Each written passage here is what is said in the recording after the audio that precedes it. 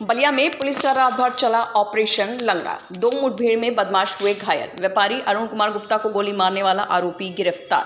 बलिया में पुलिस ने मंगलवार की मध्य रात्रि के बाद 2 अलग अलग मुठभेड़ों में हत्या का प्रयास करने के 2 आरोपितों को गिरफ्तार कर लिया है। इस दौरान बदमाशों ने पुलिस पर फायरिंग भी की। पुलिस की जवाबी कार्रवाई में दोनों के पैर में गोली लगी। इसी बीच बदमाशों के कई साथी भागने में सफल हो गए।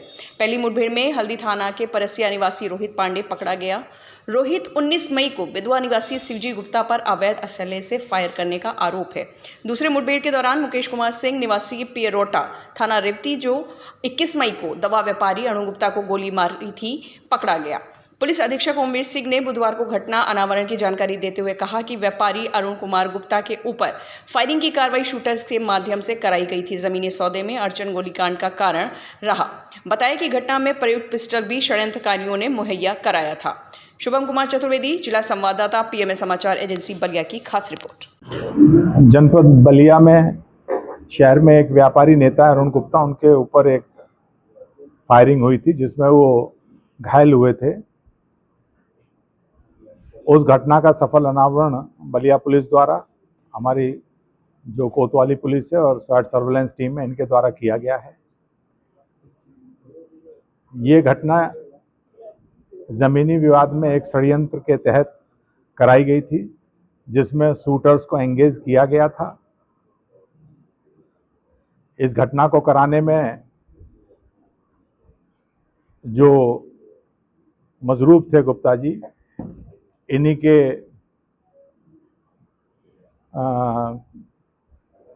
परिजन कुछ लोग शामिल थे। इसके अलावा कुछ लोगों से इनका जमीन का सौदा हुआ था।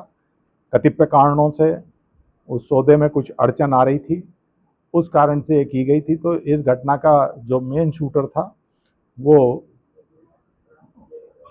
पुलिस द्वारा टेक्निकल सर्वेलेंस, सीसीटीवी और जो पीड़ित पक्ष है उसके द्वारा दिए गए बयानों के आधार पर आइडेंटिफाई हुआ था। पुलिस लगातार उनकी तलाश कर रही थी। रात चेकिंग के दौरान संदिग्ध अवस्था में एक मोटरसाइकिल पे 2 बदमाश जाते हुए इंटरसेप्ट किए गए थे। उनके द्वारा पुलिस पे भी फायरिंग की गई थी, जिसमें पुलिस द्वारा भी आत्मरक्षा में फायरिंग की गई, जिसमें एक बदमाश घायल हुआ था, जिसे तत्काल हॉस्पिटल पहुंचाया गया।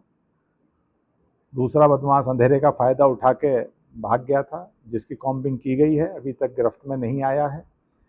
इस पूरे प्रकरण में जो लोग षड्यंत्र में थे, एक षड्यंत्रकारी भी इसमें गिरफ्तार हुए हैं और बाकी लोगों की पुलिस सरगर्मी से तलाश कर रही है